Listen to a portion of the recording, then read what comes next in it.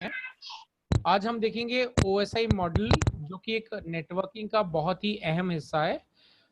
उसके बारे में हम पूरा डिटेल में जानकारी प्राप्त करेंगे। OSI model through out the networking आप कितने भी एक्सपर्ट हो जाओ, लेकिन अगर आपको OSI मॉडल याद नहीं है, ये किस तरह से काम करता है, क्या इसका काम है, तो आपको जो है आगे CCNA करो, CCNP करो, CCI करो, तो आपको कहीं पर भी जो है सक्सेस नहीं मिलेगी। आपको OSI मॉडल के बारे में बहुत ही ध्यान रखना है ना। Yes sir. तो चलिए स्टार्ट कर लेते हैं। और यहाँ पे मैं बता दूं आपको, आज हम बात कर रहे हैं फंडामेंटल्स ऑफ नेटवर्किंग पार्ट 2 और OSI मॉडल, है ना। OSI मॉडल देखेंगे कि क्या है और वो काम कैसे करता है। ये दोनों चीजें जो है आज के इस लेक्चर में हम कवर करेंगे। सबसे पहले अगर बात करें, एक कंपनी जो है वो किस तरह से काम करती है। हर कंपनी के अंदर बहुत सारे डिपार्टमेंट्स होते हैं। अकाउंट्स डिपार्टमेंट होता है, फ्रंट ऑफिस डिपार्टमेंट होता है, बाकी और इंजीनियरिंग डिपार्टमेंट होता है, IT होता है। इस तरह के कंपनीज के अंदर क्या अलग अलग डिपार्टमेंट्स होते हैं, है ना। अब सपोज कर लो आप अपनी कंपनी में हो और आपकी कंपनी में आपका जो एक बैंक अकाउंट खुलवा दिया कि आपने जब ज्वाइन करा, आपसे एक फॉर्म भरवाया गया कि आपका ICICI बैंक के अंदर जो है क्या होगा, सैलरी जो है आपकी उसी अकाउंट के अंदर आ जाएगी हर 1 तारीख को, है ना। हर महीने की 1 तारीख को आपकी सैलरी क्रेडिट हो जाएगी। अगर आपकी 1 तारीख को सैलरी उस अकाउंट में नहीं आती है, तो आप सबसे पहले किसको अप्रोच करोगे, किसको पूछोगे कि सैलरी क्यों नहीं आई। HR को। HR को, वेरी गुड, है ना। हम HR को पूछेंगे, ना कि सीधा बैंक को पूछेंगे। यस। बैंक में जाके तो इंक्वायरी कोई भी नहीं करेगा कि मेरी सैलरी क्यों नहीं आई। अब सैलरी अगर हमारा जो HR है हमारी कंपनी का, वो किस लिए डिफाइन किया गया है कि वो एम्प्लॉय की सैलरी के बारे में ध्यान रखे, एम्प्लॉय के अटेंडेंस के बारे में ध्यान रखे, एम्प्लॉयज की कोई कंप्लेंट्स है तो उनको ध्यान रखे। वो HR डिपार्टमेंट इसलिए बनाया गया है। तो हम जो है इस तरह के मैटर्स के लिए सीधा किसको अप्रोच करते हैं, हमारे कंपनी के HR को अप्रोच करते हैं, है ना। तो OSI मॉडल भी जो है इसी तरह से कुछ काम करता है। तो यहाँ पर आप OSI मॉडल की 7 लेयर्स होती हैं। यहां से इसका जो है नीचे साइड से ऊपर साइड को जो है लेयर लिखी जाती है हमेशा। सबसे पहले लेवल पे आती है आपकी फिजिकल लेयर, यानी कि अगर हमारा ये OSI मॉडल कहाँ पे काम करता है, आपका NIC के ऊपर काम करता है। NIC कार्ड जो होता है हमारे सिस्टम के अंदर, उसके अंदर जो है ये हमारा क्या काम करता है, OSI मॉडल काम करता है। फिजिकल लेयर, जब हम हमारे NIC कार्ड के अंदर, सपोज कर लो ये आपका NIC कार्ड आपके सिस्टम में लगा है, तो ये केबल जब हम इंसर्ट करते हैं, उसके साथ प्लग इन करते हैं, तो उसको बोला जाता है यहाँ पे फिजिकल लेयर, है ना। सबसे पहले जब हम केबल लगाते हैं, तब सबसे पहले काम क्या होता है, वो आपस में इनिशियलाइज होता है ना। तो वो इनिशियलाइज का काम कौन करता है, यहाँ पे फिजिकल लेयर जो है वो करती है। इसके बाद आता है डेटा लिंक लेयर, फिर आती है, अभी इनके बारे में डिटेल में हम समझेंगे कौन सी लेयर क्या काम करती है। फिर आता है यहाँ पे नेटवर्क लेयर, फिर यहाँ पे आती है चौथी ट्रांसपोर्ट लेयर, पांचवी आती है सेशन लेयर, 6th आती है यहाँ पे प्रेजेंटेशन लेयर, और 7th एप्लीकेशन लेयर, है ना। ये 7 जो है हमारी OSI मॉडल की लेयर हैं, जो आपको हमेशा याद रखनी है। अगर इसको याद रखना है तो यहाँ पे 2 तरीके बताए गए हैं आसानी से याद रखने के लिए। अगर लेयर 1 to 7 अगर याद रखना है, तो आप यहाँ पे ये एक सेंटेंस याद कर सकते हो, please do not through sausage pizza away, है ना।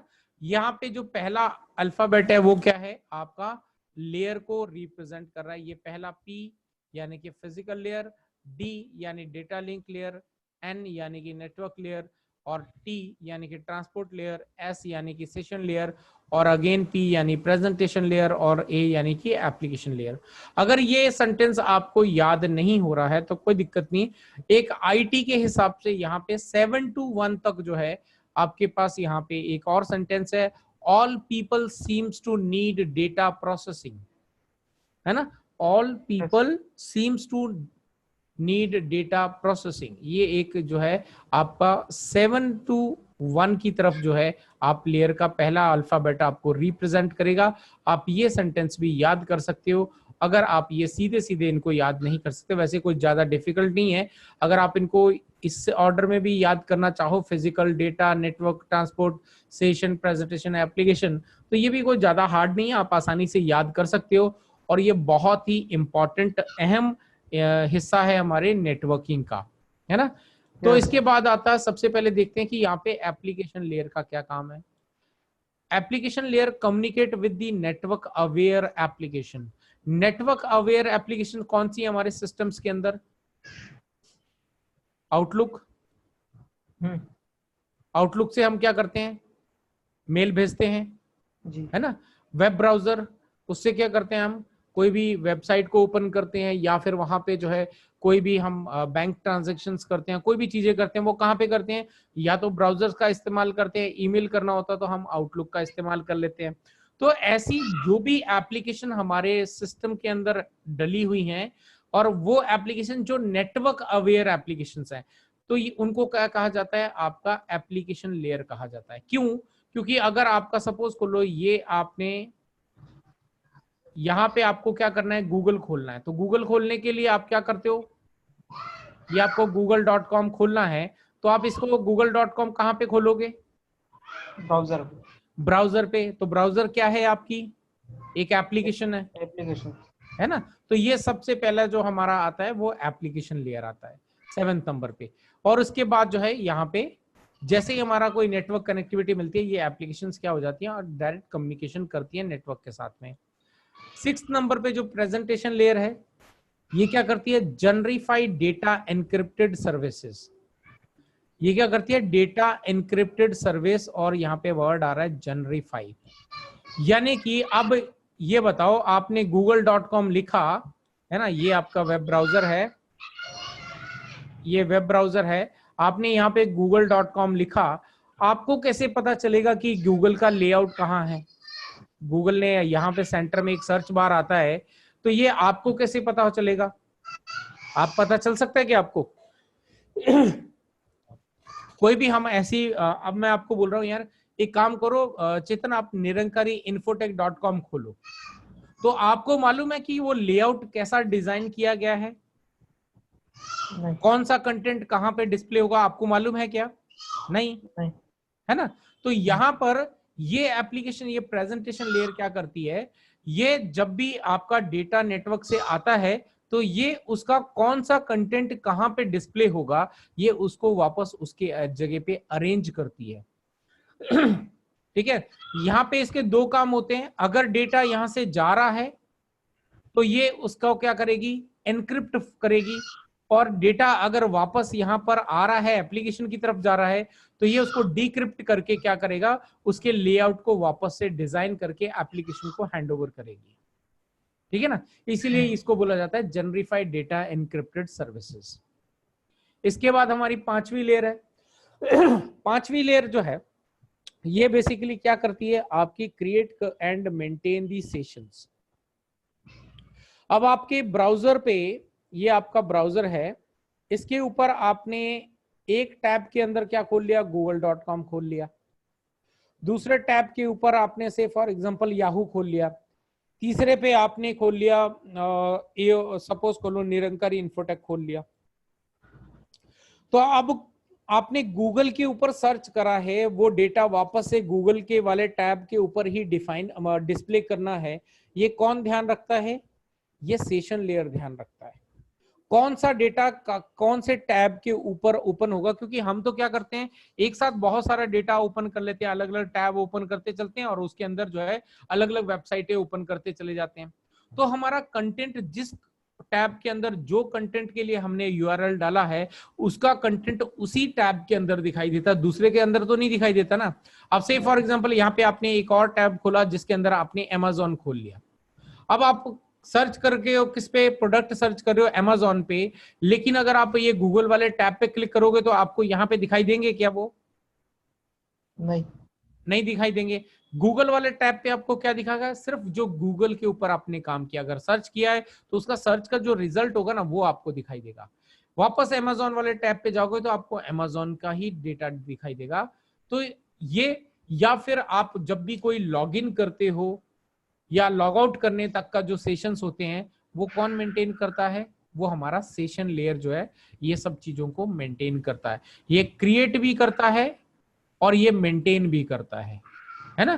तो ये जब तक हम उस ब्राउजर के उस टैब को से अमेज़न को आपने ओपन किया, जब तक आप उसको वापस से बंद नहीं कर देते हो तब तक ये उसका क्या करके रखेगा, एक यूनिक सेशन आईडी जनरेट करके रखता है ना। जो भी डेटा आप वहां से जाता है उसके साथ एक क्या कर देता है, ये अपना एक सेशन आईडी जो है वो अटैच कर देता है। तो जब वहां से रिप्लाई आता है तो उसके अंदर ये सेशन आईडी को क्या करता है, रीड करता है और रीड करके उसी टैब को वो डेटा को हैंड ओवर करता है ना। तो ये है हमारा सेशन आईडी, सेशन लेयर का काम।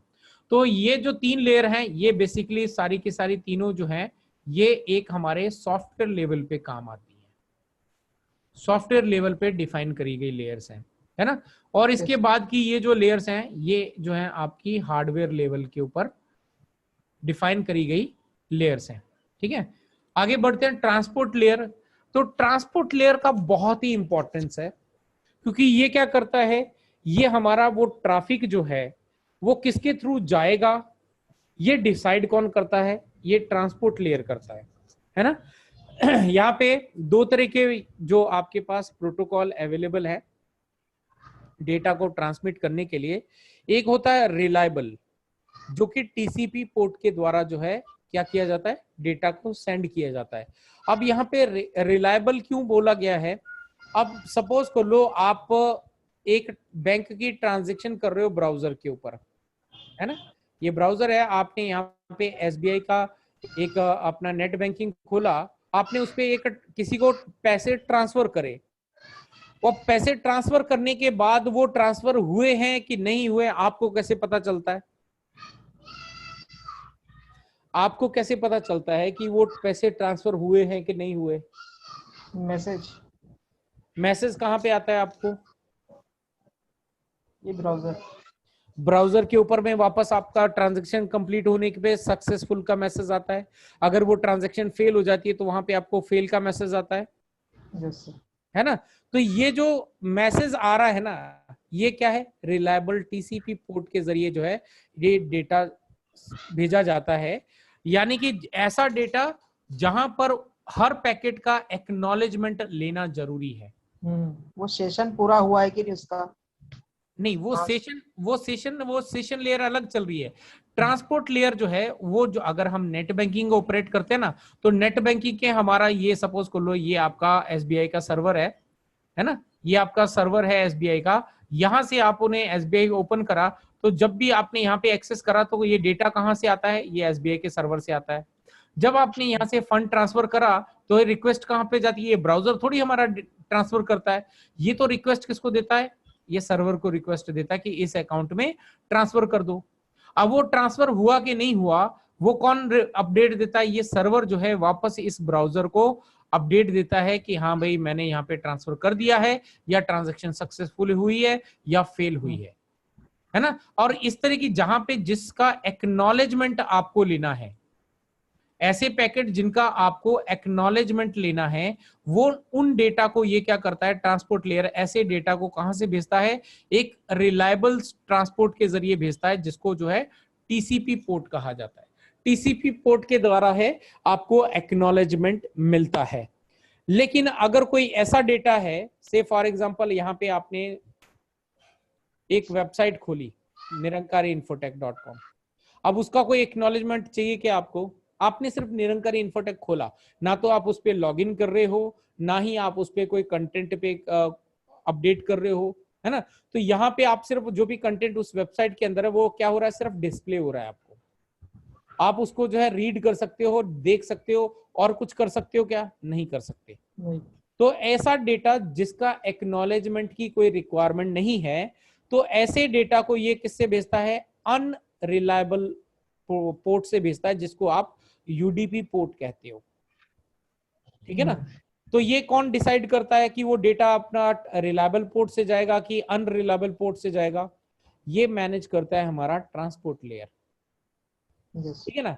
तो हमारे सिस्टम के ऊपर जब हम कोई भी एप्लीकेशन खोलते हैं तो हमारे सिस्टम के ऊपर वर्चुअली वर्चुअली बहुत सारे पोर्ट नंबर जो हैं वो ओपन होते हैं, है ना। उन पोर्ट नंबर को कौन ओपन और क्लोज करता है, ये ट्रांसपोर्ट लेयर उसको मेंटेन करता है कि कौन से पोर्ट से कौन सा वाला डेटा जो है वो जाएगा, और कौन से पोर्ट से अगर डेटा आ रहा है तो उसको कहां पर हैंडओवर करना है।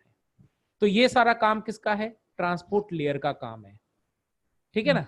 तो इसीलिए इसका नाम दिया गया है ट्रांसपोर्ट, क्योंकि ये डेटा को ट्रांसपोर्ट करती है, सेंड और रिसीव करने का काम करती है। अब इसके बाद आता है थर्ड नेटवर्क लेयर हमारी। नेटवर्क लेयर का काम क्या है, आईपी एड्रेसिंग और बेस्ट पाथ को फाइंड आउट करना, है ना। ये क्या करता है कि आईपी एड्रेस को फाइंड आउट करता है। अब यहां से आप ईमेल भेज रहे हो, सपोज ये आपका पीसी है, यहां से आप, ये एक दूसरा यूजर है जहां पे आप जिसको ईमेल भेज रहे हो, है ना। तो यहां से जब आप ईमेल भेजोगे ना, तो ये कौन से आईपी एड्रेस पे जाएगा, ये कैसे, कौन बताएगा इसको, ईमेल को कौन बताएगा। ईमेल का जो डेटा है उसके अंदर जो हेडर बनता है, हेडर के अंदर एक इंफॉर्मेशन जाती है।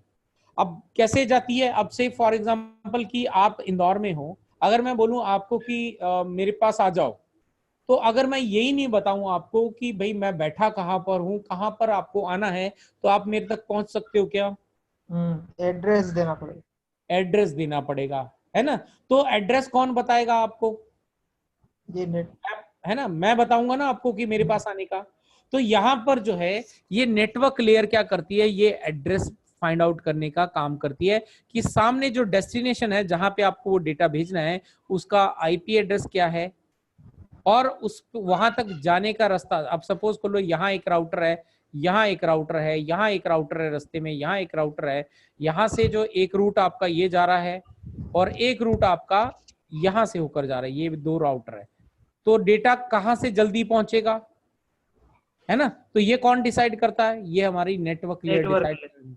तो ये कहां से डेटा भेजेगी, find the best path. Best path कौन सा है, ये वाला है जहां से कम राउटर है ना।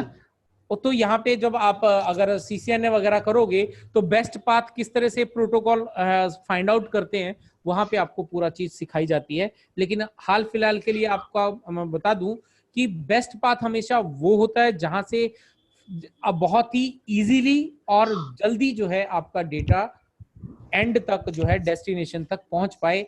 ऐसे पाथ को क्या कहा जाता है, बेस्ट पाथ कहा जाता है, ठीक है। इसके बाद आती है हमारी डेटा लिंक लेयर। अब डेटा लिंक लेयर के दो काम है, एक तो ये मैक एड्रेस को फाइंड आउट करती है ना। मैक एड्रेस क्या है सामने वाले का, ये उसका रिकॉर्ड मेंटेन करती है ना। अब सपोज कर लो ये आपका कंप्यूटर है, ये आपने एक स्विच लगा के रखा है, और यहां पर एक कंप्यूटर है, यहाँ एक कंप्यूटर है। तो इनको आपने क्या करा, इसके साथ कनेक्ट किया। अब आप यहां से ये कंप्यूटर ए से ये कंप्यूटर बी को डेटा भेज रहे हो, ये आपका कंप्यूटर सी है, ए से बी को डेटा भेज रहे हो, तो ये कहां से जाएगा होकर, ये स्विच से जाएगा, है ना। तो स्विच से होकर जब डेटा यहाँ पे जाएगा और वापस अगर यहाँ से ये आपने डेटा भेजा यहाँ पे, ये पहुंच गया वापस, यहाँ से जो है वापस यहाँ से जो डेटा है वो कहाँ पे आता है, ए के पास आता है, एक्नॉलेजमेंट आता है ना। तो यहाँ पे जब एक्नॉलेजमेंट आता है तो उसके अंदर से ये डेटा लिंक लेयर क्या करती है, हेडर इंफॉर्मेशन जो है वो अपने पास स्टोर करके रख लेती है। आगे जब हम प्रैक्टिकल करेंगे तो मैं आपको यहाँ पे डेटा लिंक लेयर का काम मैं दिखाऊंगा कि ये किस तरह से हमारे सिस्टम्स के अंदर जो है क्या करके रखती है। एक डेटा जो है डेस्टिनेशन जहां जहां से ये कम्युनिकेशन करती है उनका मैक एड्रेस किस तरह से हमारे सिस्टम्स के अंदर स्टोर होता है, कौन सा टेबल बनता है, वो मैं आपको जब प्रैक्टिकल करेंगे तब मैं आपको बताऊंगा, है ना। तो ये बेसिकली एक तो मैक एड्रेस जो है उसको फाइंड आउट करना, उसको मेंटेन करके रखना, ये काम है हमारा डेटा लिंक लेयर का। और दूसरा काम क्या है इसका, एरर चेकिंग। एरर चेकिंग का कहने का मतलब है अब आपका यहां से डेटा बी से ए से बी तक गया, तो डेटा कैसे में जाता है, आपके छोटे छोटे पैकेट्स में जाता है। कभी भी डेटा जो है वो छोटे छोटे पैकेट्स में जाता है। तो यहां से कितने पैकेट जा रहे हैं, 1 2 3 4 5 पैकेट बने एक सेंटेंस के। अब वो पैकेट यहां पे पहुंचे बी के, लेकिन बी तक पहुंचते पहुंचते जो है यहाँ पे एक पैकेट पहुंचा, 2 पहुंचा, 3 पहुंचा, 4 पहुंचा, 5वां पैकेट नहीं पहुंचा। तो ये क्या करेगा, बी जो है वापस किसको भेजेगा, रिक्वेस्ट किसको भेजेगा, ए को, कि मेरे पास ये जो 5वां पैकेट है वो नहीं आया, है ना। इसका तरीका कैसे होता है फाइंड आउट करने का आगे मैं बताऊंगा। तो ये पैकेट जो है नहीं बता, तो ये किसको रिक्वेस्ट देता है बी, ये डेटा लिंक लेयर को देता है। तो डेटा लिंक लेयर क्या करता है, उसको चेक करता है कि जो रिक्वेस्ट आई है कि अच्छा ओके ये वाला पैकेट जो है वो मिस हो गया, उसको वापस से अपडेट करके डेटा पैकेट को भेजने का काम कौन करता है, ये डेटा लिंक लेयर करती है ना। तो ये हमारी एरर चेकिंग और एरर चेकिंग का काम जो है हमारा, ये डेटा लिंक लेयर करती है ना। इसका बहुत बड़ा काम है हमारे नेटवर्किंग के अंदर। इसके बाद आता है फिजिकल लेयर। अब फिजिकल लेयर का क्या काम है, एक्चुअल डेटा ट्रांसफर जो है ये एप्लीकेशन लेयर अपना काम करती है, प्रेजेंटेशन लेयर अपना काम करती है, सेशन लेयर अपना काम करती है, ट्रांसपोर्ट लेयर अपना काम करती है, नेटवर्क लेयर अपना काम करती है, डेटा लिंक लेयर अपना काम करती है। जब इन 6 लेयर्स का काम खत्म होता है तो एक्चुअल में डेटा जो ट्रांसफर करना है नेटवर्क के ऊपर वो कौन करता है, ये फिजिकल लेयर करती है। और फिजिकल लेयर क्या करती है, अब सपोज कर लो यहाँ पे आपका जो डेटा जाएगा ना वो किस किस फॉर्मेट में जाएगा, एक तो आरएफ के फॉर्मेट में। अगर यहाँ पे आपका डेटा यहाँ से आपने जो है वाईफाई के साथ कनेक्ट करके रखा है अपने लैपटॉप को, तो डेटा किस फॉर्मेट में आपका यहाँ से ट्रांसमिट होगा, आरएफ के अंदर। आरएफ के अंदर जो है आपका रेडियो फ्रिक्वेंसी के अंदर जो है डेटा यहाँ से कन्वर्ट होके जाएगा। अगर आपने इसको जो है कंप्यूटर को अपने वायर के साथ में कनेक्ट कर रखा है, ये आपका वायर है, कैट 6 या कैट 5 की बात कर लो, कैट 5 या फिर कैट 6 की बात करो, तो ये जब हम इस वायर से कनेक्ट करते हैं तो डेटा किस फॉर्मेट में जाएगा, इलेक्ट्रिकल फॉर्मेट में जाएगा, ठीक है ना। ये इलेक्ट्रिक फॉर्मेट कैसी है, 0101। अब अगर यहां से आपने फाइबर केबल डायरेक्टली कनेक्ट करके रखी है, क्या करके रखी है आपने, फाइबर केबल कनेक्ट करके रखी है, फाइबर केबल कनेक्ट करोगे तो आपका डेटा किस में जाएगा, लाइट के रूप में जाएगा, ठीक है ना।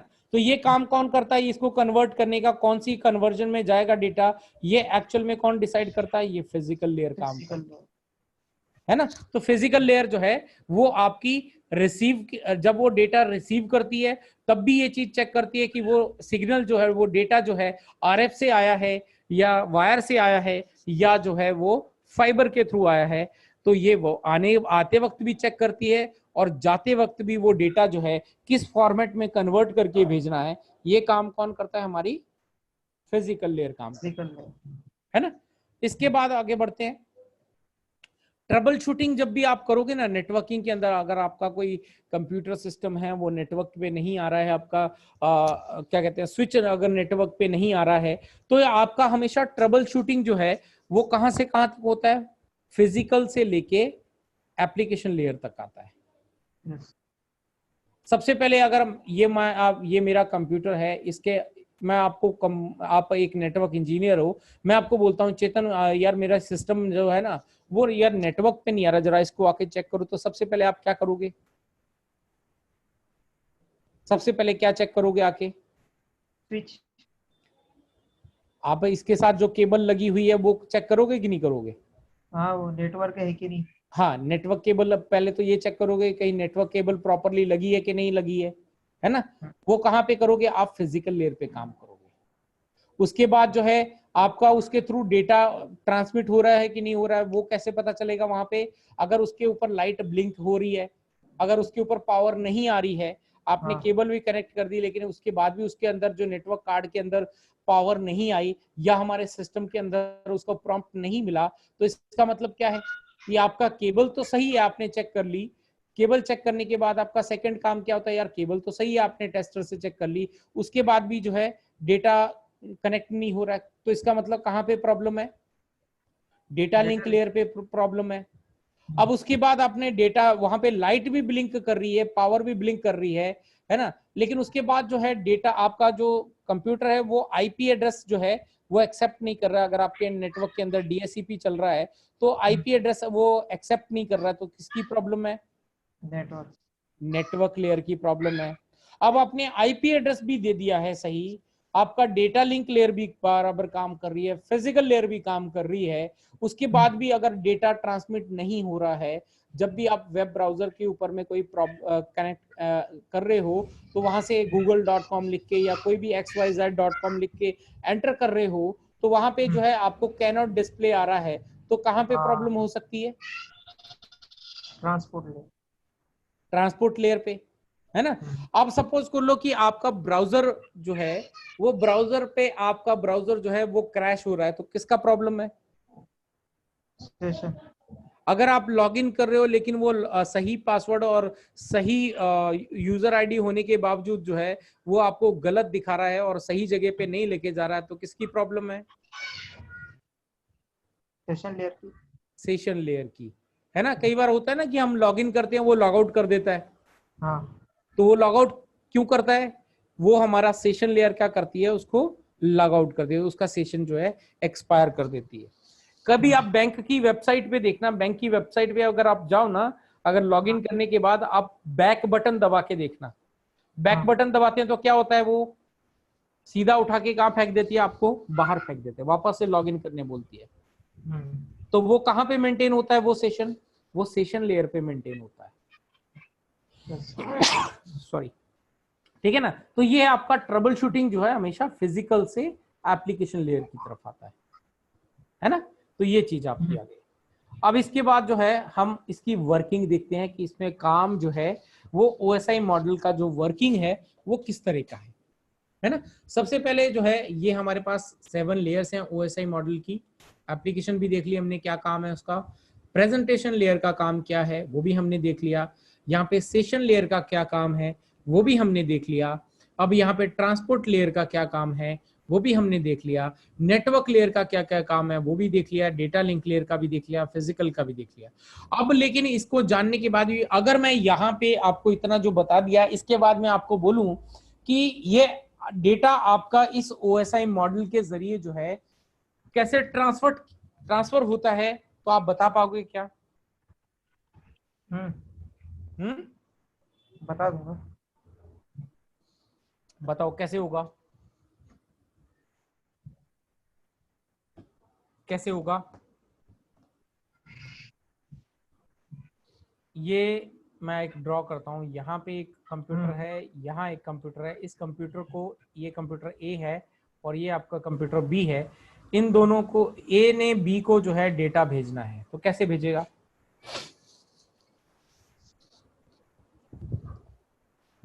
सपोज कर लो एक ईमेल भेजना है, हाँ। हाँ, तो कैसे जाएगा ईमेल? फिर ये फिजिकल लेयर पे।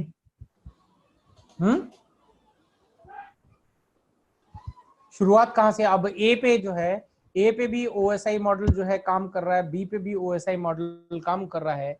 तो अब ये बताओ कि ए जो कि एक सेंड कर रहा है और ये आपका रिसीवर है, तो यहाँ पे सेंड जो कर रहा है कंप्यूटर, उसमें सबसे पहले कौन सी एप्लीकेशन लेयर बोल रहा हूँ, कौन सी लेयर जो है वो काम करेगी? Physical layer. सेंड, जहां से सेंड करे वहां पे पहले क्या होगा? फिजिकल लेयर यूज होगी। कैसे? पहले एप्लीकेशन लेयर से शुरुआत होगी। क्यों एप्लीकेशन लेयर पे क्यों होगी? एप्लीकेशन खोलना पड़ेगी ना पहले। वेरी गुड, एप्लीकेशन खोलनी पड़ेगी, तो एप्लीकेशन लेयर हमारी यूज होगी, ठीक है। उसके बाद में जो भी प्रेजेंटेशन लेयर काम करेगी फिर, ठीक है, जो भी अपन टाइप करेंगे, ठीक है। आगे फिर उसका वो सेशन बनता जाएगा, ठीक है, टेप वगैरह।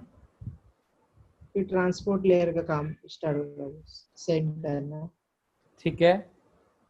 और उसके लिए अपने को नेटवर्क की जरूरत, आईपी होना उसका जरूरी, ठीक है। आईपी जनरेट होगा उसका, जहाँ जाना है वहाँ चल जाएगी उसकी स्पीड से, जो भी उसका डिस्टेंस है उस हिसाब से। और फिर डाटा लिंक की जरूरत है, मेक एड्रेस उसका, वो ऑटोमेटिक बनेगा उसका मेक एड्रेस। और फिर वही जब उसके बाद पहुंचेगा तो फिर वो देखेगा फिजिकली, मतलब यहाँ उसको। हाँ, ठीक है। वो जो देखेगा फिर वही फिजिकल लेयर पे हो जाएगा वो। ठीक है, तो आप कहना चाह रहे हो कि जहां पे सेंड करते हैं वहां पे एप्लीकेशन से फिजिकल की तरफ डेटा जाएगा, है ना, और जहां पे रिसीव हो रहा है वहां पे फिजिकल से एप्लीकेशन की तरफ आएगा। ये कह रहे हो? हाँ। चलो ठीक है, ये तो आपने बिल्कुल सही कहा, है ना, ये आपका बिल्कुल सही कहा आपने। अब ये बताओ कि ये कंप्यूटर ए को तो पता है कि मुझे कहां भेजना है, कंप्यूटर बी को कैसे पता चलेगा कि ये डेटा उसी के लिए है? वो उसका देखेगा आईपी एड्रेस, मेक एड्रेस उसका। हाँ, वो कैसे पता चलेगा वो कहाँ पे होगा? वो कैसे जाएगा डेटा उसके मतलब आईपी एड्रेस कहाँ पे होगा उसमें डेटा में?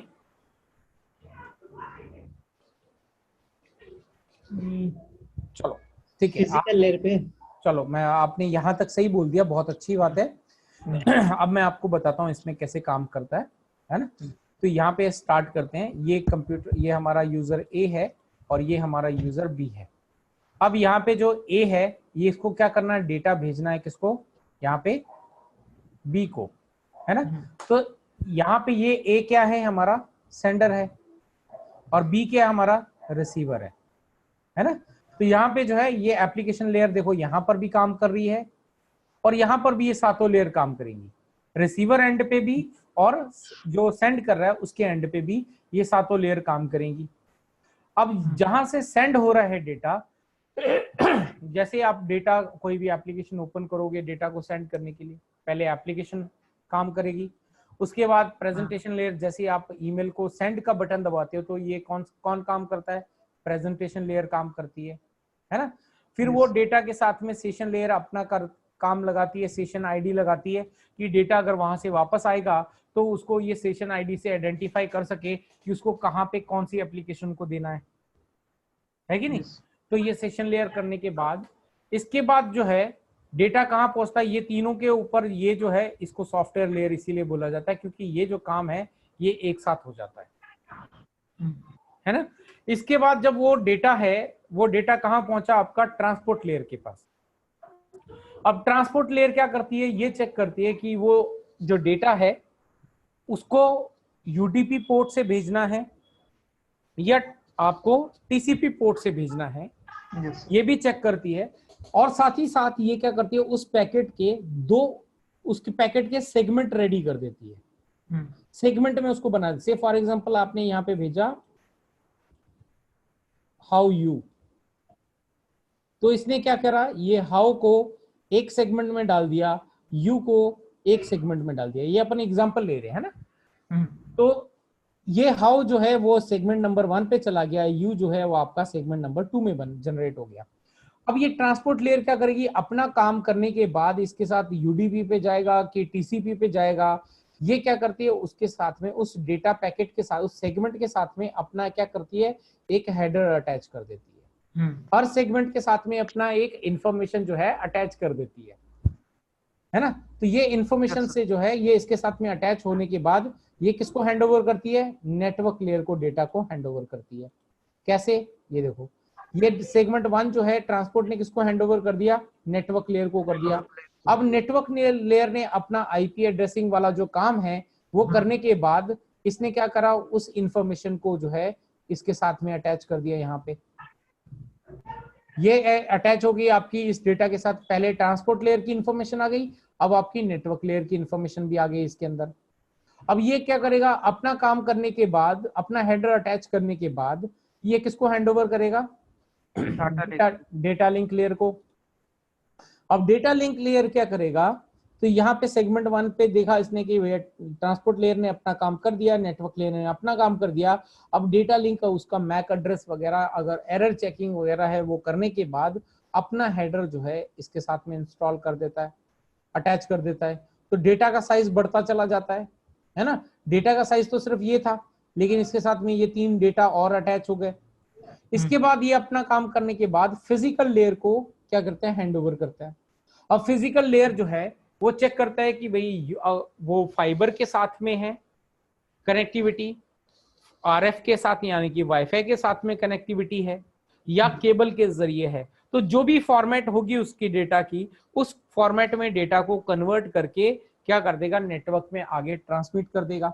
अब यहाँ पे जो है सेगमेंट 1 इसने क्या कर दिया, ट्रांसमिट कर दिया ये 0-1 फॉर्मेट में। क्यों, यहाँ पे जो है वायर के थ्रू हम कनेक्टिविटी करके रखी है, सपोज कर लो।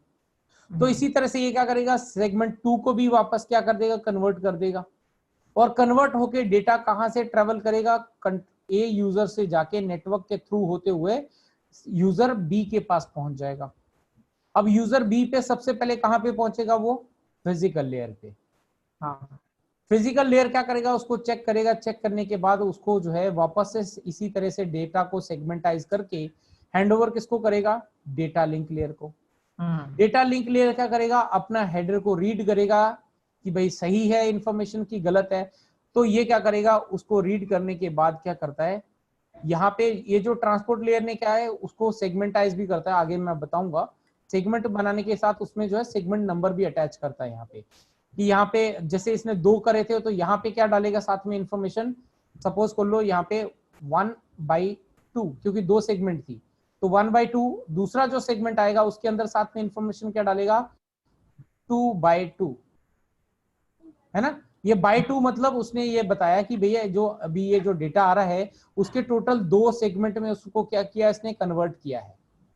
उसके 2 सेगमेंट है, ये नंबर पार्ट 1 जो है, ये नंबर पार्ट 2 है, ठीक है ना। ये से डेटा लिंक लेयर जो जब एरर चेकिंग करता है तो ये क्या करता है, ये चेक करता है 1/2, 2/2 हो गए कंप्लीट, बराबर है। अगर यहाँ पे 3 सेगमेंट होती तो क्या आता है, 1/2, 1/3, 2/3 और 3/3। अगर 4 सेगमेंट होती तो यहाँ पे आता 1/4, 2/4, 3/4, 4/4, है ना। तो ये उससे जो है एरर चेकिंग करता है कौन, डेटा लिंक लेयर। तो यहाँ पे डेटा लिंक लेयर अपनी इंफॉर्मेशन जो है यहाँ पे डेटा हेडर पे चेक करता है। चेक करने के बाद अपना जो हेडर है ना उसको क्या कर देता है, रिमूव कर देता है। रिमूव करने के बाद डेटा हैंडओवर कर देता है नेटवर्क लेयर को। जहां पे हम सेंड कर रहे थे वहां पे अटैच हो रहे थे, जहां पे हम रिसीवर एंड पे जब वो आगे बढ़ता है एप्लीकेशन लेयर की तरफ तो यहाँ पे जो अलग होते चले जाते हैं, ठीक है ना। यहाँ पे पहला सेगमेंट नेटवर्क लेयर के पास पहुंच गया, उसमें से डीएच हट गया। सेगमेंट 2 जो है वो डेटा लिंक लेयर पे पहुंच गया। इसी तरह से हमारा जो है आगे बढ़ा, इसने नेटवर्क लेयर में अपना चेक करा, अपना हेडर हटा दिया और उसको ट्रांसपोर्ट लेयर को दे दिया और सेकंड सेगमेंट जो है ट्रांसपोर्ट लेयर पे पहुंच गया। इसके बाद जो है ट्रांसपोर्ट लेयर जो है जब तक उसके सेगमेंट कंप्लीट नहीं होते ना, जितने भी सेगमेंट आए हैं उसके बन के, जब तक वो कंप्लीट नहीं होते तब तक क्या नहीं करता, उसको आगे सेशन लेयर या प्रेजेंटेशन लेयर या एप्लीकेशन लेयर को हैंडओवर नहीं करता है, ठीक है ना। वो क्या करता है, यहाँ पे सारे सेगमेंट को कंप्लीट करता है। कंप्लीट करने के बाद जो है यहाँ पे सीधा एप्लीकेशन लेयर यहाँ पे सेशन लेयर को देता है। सेशन लेयर अपना काम करती है, प्रेजेंटेशन लेयर वापस से अपना काम करती है, उसके लेआउट को डिजाइन करने के लिए कौन सा कंटेंट कहाँ पर है। और एप्लीकेशन लेयर अगर वो ईमेल सॉफ्टवेयर आउटलुक से भेजा है तो वो आउटलुक को हैंडओवर करेगी, और अगर उसका ब्राउजर्स के साथ कनेक्शन है तो उसको ब्राउजर के साथ में डेटा को फैच करने का काम एप्लीकेशन लेयर करती है, ठीक है ना। और डेटा हमारा कहाँ पहुंच गया, बी के पास पहुंच गया, हाँ ठीक है। तो ये है हमारा OSI लेयर जिसपे जो है हमने काम करा। अब यहाँ पे जो है एग्जांपल के लिए यहाँ पे सेगमेंट क्या बनाया, अभी एक और एग्जांपल लेते हैं। यहाँ पे आप डेटा ए से बी को भेज रहे हो, डेटा ए से बी को भेज रहे हो, तो यहाँ पे आप सेंटेंस क्या लिख के भेज रहे हो, hello how are you, question mark, है ना। तो इसने क्या करा, यहां से जब डेटा जा रहा है ना तो यहाँ पे कितने सेगमेंट बन गए, 1, 2, 3, 4 और 5। 5 सेगमेंट में जो है वो क्या हो गया, डेटा को डिवाइड कर दिया। अब इसके साथ में क्या होगा, वो सेगमेंट सीक्वेंसिंग नंबर जो है वो ऐड कर दिया जाता है। यहाँ पे 2/5, यहाँ 5/5, 1/5 और यहाँ पे 3/5 और 4/5। ये आगे पीछे सेगमेंट जब होते हैं ना आगे पीछे हो सकते हैं, ठीक है ना, लेकिन उसका सीक्वेंस नंबर बराबर रहता है। तो यहाँ पे सिस्टम को कितने जा रहे हैं, यहाँ पे ये 5 को देख के जो है वो आइडेंटिफाई करेगा कि टोटल कितने पैकेट आने वाले हैं, 5 पैकेट आने वाले, है ना। तो यहाँ से जब डेटा ट्रांसमिट होके कहाँ पहुंचता है, यह को डेटा यहाँ पे बी के पास पहुंचता है, ये क्या करेगा, उसको रीअसेंबलिंग करेगा, है ना। तो उसको रीअसेंबलिंग के दौरान जो है ये सारी चीजें कैसे काम करती हैं। अब यहाँ पे जो है फ्लो कंट्रोल और यहाँ पे एरर कंट्रोल कैसे होता है। यहाँ पे सोर्स जो डेटा भेज रहा है और ये डेस्टिनेशन जो डेटा को रिसीव करने वाला है। अब यहाँ पे इसको बोला जाता है विंडो साइज। विंडो साइज यानी कि कितने नंबर ऑफ पैकेट यहाँ से भेज रहा है।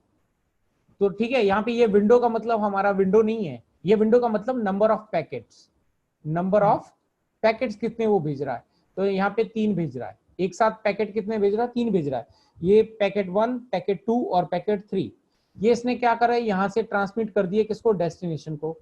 अब डेस्टिनेशन के पास क्या था, due to congestion of the receiver segment 3 is lost. इसके पास क्या हुआ, शायद या तो बैंडविड्थ कंज्यूम हो गई या इसके पास जो नेटवर्क था वो क्या चल रहा था, ओवरलोड चल रहा था डेस्टिनेशन पे। तो ऐसे में जो है सेगमेंट नंबर जो 3 है ना, यानी कि ये जो तीसरा है वो क्या हो गया, लॉस्ट हो गया, ये यहां तक पहुंचा नहीं। इसके पास कितने पैकेट पहुंचे, सिर्फ ये पहला और दूसरा पहुंचा। तो ये डेस्टिनेशन क्या करेगा, ये एक्नॉलेजमेंट देगा किसको, सोर्स को। एक्नॉलेजमेंट क्या भेजेगा, एक्नॉलेज नंबर 3। 3 क्यों भेजेगा यहाँ पे, क्योंकि यहाँ पे 3 नंबर का पैकेट क्या हुआ है, लॉस हुआ है। अगर यहाँ पे 2 नंबर का सेगमेंट जाता तो ये यहाँ पे 3 की जगह पे 2 लिख के भेजा, एक्नॉलेज नंबर 2, है ना। और साथ में ये और एक मैसेज देता है इस सोर्स को कि भैया विंडो साइज क्या करके भेज, 2 करके भेज, यानी कि 3-3 पैकेट एक साथ मत भेज। कितने भेज, एक साथ पैकेट 2-2 करके भेज। ये इंफॉर्मेशन किसके पास आई, वापस से सोर्स के पास आई। सोर्स ने देखा कि ओके यहाँ पे जो है पैकेट कौन सा, 3 वाला लॉस हो गया, तो 3 वाले को वो वापस से रीअसेंबल करेगा भेजने के लिए। और साथ में वो क्या करेगा, विंडो साइज भी चेक करेगा, ओके भैया 2-2 करके पैकेट भेजने हैं, ठीक है। तो इसने क्या करा, 3 जो फेल हो गया था उसको अटैच किया और साथ में एक और पैकेट को अटैच करके 2 पैकेट को क्या करा, वापस से भेज दिया। अब अगर यहाँ पे जब ये डेस्टिनेशन पे जो है, अगर सपोज कर लो कि ये बराबर रिसीव हो गए और इसके पास जो है कोई भी अभी नेटवर्क के अंदर प्रॉब्लम नहीं है, ये 2 से ज्यादा पैकेट रिसीव कर सकता है, और तो ये वापस से इसको क्या भेजेगा, विंडो साइज 3 या 4 या 5 जितने भी वो रिसीव कर सकता है, वो वापस से किसको भेजेगा, सोर्स को भेजेगा। सोर्स क्या करेगा, उसी को यहाँ पे उसके ये मैसेज को रीड करता है और रीड करके उतने पैकेट जो है यहाँ से ट्रांसमिट करना स्टार्ट कर देता है, ठीक है ना। तो हमारे नेटवर्क के ऊपर इस तरह से जो है डेटा ट्रांसमिट होता है सोर्स से लेके डेस्टिनेशन तक। क्लियर? Yes sir. ओके, तो ये था हमारा आज का ओएसआई मॉडल। अब इसमें कोई आपको कोई डाउट हो, कुछ पूछना हो, कुछ नहीं समझ में आया हो तो आप मेरे से पूछ सकते हो। तो ये इसको आपको अच्छे से याद करना है, अच्छे से आपको वापस गो थ्रू करना है, ताकि आपको क्या हो सके, इस ओएसआई मॉडल की वर्किंग के बारे में, डेटा किस तरह से ट्रांसमिट होता है ओवर दी नेटवर्क, ये चीज आपको बिल्कुल क्लियर हो जाए। मैं फिर से आपको एक बार रिमाइंड करा दूं, एक्सपर्ट भी बन जाओगे तब भी आपको ओएसआई मॉडल के बारे में जानकारी होनी चाहिए।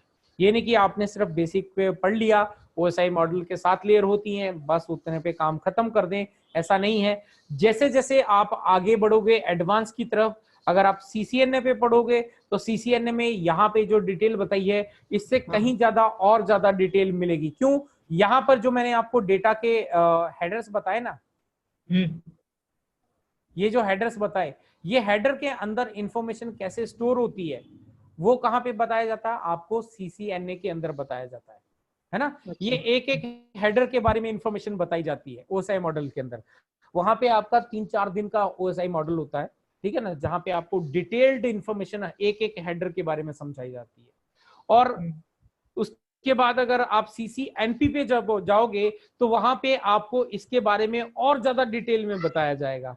अगर एक्सपर्ट लेवल पे पहुंचोगे तो आपको ओएसआई मॉडल के लेयर के बारे में जो है और ज्यादा एक्सपर्ट लेवल पे जो है बहुत ज्यादा डिटेल में जो है वो समझाया जाता है। तो ओएसआई मॉडल आपका कभी पीछा नहीं छोड़ता, जैसे जैसे आप आगे बढ़ते हो वैसे वैसे इसकी डिटेल जो है वो और बढ़ती चली जाती है।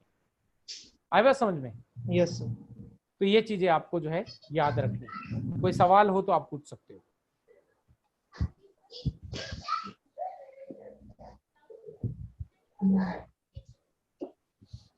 कोई सवाल है? तो ये मैक एड्रेस कैसे होता है? मैक एड्रेस कैसे होता है मतलब? आईपी एड्रेस, वो मैक एड्रेस क्या होता है? मैक एड्रेस क्या होता है, ठीक है, बहुत अच्छा क्वेश्चन। मैक आईपी एड्रेस जो है वो हमारा किस में होता है? नंबर्स में होता है ना। और मैक एड्रेस जो है वो आपका पूरे वर्ल्ड के अंदर जितने भी इलेक्ट्रॉनिक इक्विपमेंट बनते हैं जो आपके नेटवर्क के ऊपर कम्युनिकेट करते हैं, चाहे वो हमारा मोबाइल हो, आईपैड हो, आईपॉड हो, लैपटॉप्स हो, डेस्कटॉप्स हो, स्विचेस हो, इन सब का क्या है, एक यूनिक नंबर होता है पूरे वर्ल्ड के अंदर, है ना। तो यहाँ पे सपोज कर लो कि मैं एक हैकर हूं, मैंने आपका डेटा जो है वो चोरी कर लिया, है ना। तो मैं जब चोरी करने आऊंगा तो सिस्टम्स क्या करते हैं, नेटवर्क क्या करता है, आपका और मेरे जो इक्विपमेंट का जो एक यूनिक नंबर है ना पूरे वर्ल्ड के अंदर, उसको जहां जहां पर वो आपका इक्विपमेंट क्या करता है, जाता है, ब्राउज करता है, वहां पे आपका मैक एड्रेस जो है वो एक आपका वहां पे क्या हो जाता है, लॉग हो जाता है कि ये मैक एड्रेस का डिवाइस जो है वो यहां तक आया था। तो अगर आप उसकी कंप्लेन करते हो साइबर क्राइम के पास कि मेरा डेटा जो है वो चोरी हो गया है, तो वो किससे फाइंड आउट करते हैं? वो आईपी एड्रेस से फाइंड आउट नहीं करते। सबसे पहले तो आईपी एड्रेस का इस्तेमाल क्यों करते हैं कि लोकेशन पता चले कि कहां से ये चीज करी गई है। फिर उसके बाद वो कौन सा डिवाइस है जिसके जरिए ये किया गया, तो वो क्या करते हैं, उसका जो मैक एड्रेस होता है ना, उसके जरिए वो उसके ओनर की इंफॉर्मेशन निकालते हैं कि ये मैक एड्रेस का डिवाइस जो है वो किसके पास है। अच्छा। अब वो इंफॉर्मेशन कहाँ से मिलती है? हम जब भी एंड्रॉइड ऐप अगर मोबाइल फोन यूज करते हैं तो हम उसके अंदर अपना जीमेल वगैरह कॉन्फ़िगर करके रखते हैं, है ना, करते हैं कि नहीं करते हैं? अगर प्ले स्टोर यूज करना है तो हमने वहां पे जीमेल आईडी वगैरह यूज करनी पड़ती है, या और कोई भी हम लॉगिन करते हैं तो वो इंफॉर्मेशन सारी की सारी हमारी पूरे सर्वर्स के ऊपर अपडेट होती रहती है, तो वहां से उस ओनर की इंफॉर्मेशन निकलती है। अब बात करें यहाँ पे मैक एड्रेस की, तो मैक एड्रेस में आपको जब प्रैक्टिकल कराऊंगा ना, तो वहां पे आपको मैक एड्रेस कैसा होता है वो मैं सारी डिटेल आपको प्रैक्टिकल के अंदर बताऊंगा। बस अभी के लिए आप इतना जान लो कि मैक एड्रेस भी जो है एक आईपी एड्रेस जो है यूनिक होता है, वैसे मैक एड्रेस भी आपका एक यूनिक होता है हर डिवाइस के लिए। आईपी एड्रेस आपका अगर डायनामिक होगा तो चेंज हो सकता है, लेकिन मैक एड्रेस जब मैन्युफैक्चर होता है डिवाइस कोई भी, तो वहां पर ही उसके अंदर मैक एड्रेस डाल दिया जाता है। वो जब तक डिवाइस काम करेगा तब तक वो मैक एड्रेस कभी भी आप कोई भी उसको रिमूव नहीं कर सकता। ठीक है, ठीक है सर। चलो तो आज के लिए अपन इतना ही क्लोज करते हैं और कल और आगे बढ़ेंगे।